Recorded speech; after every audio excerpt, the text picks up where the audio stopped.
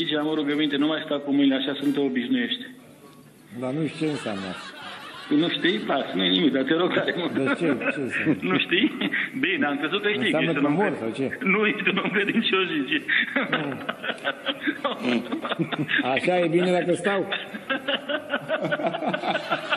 Așa e bine, zice. Așa știam eu că nu se stă. Așa e bine, zice. Uite, eu credeam Așa că nu-i știam bine, că... nu-i bine așa, zice. Doamne ferește, Doamne ferește, zice. Nu-i bine, așa bine, atunci le schimb.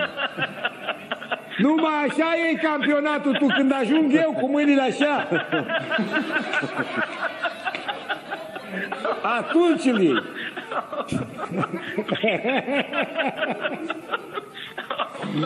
Bună asta, nu?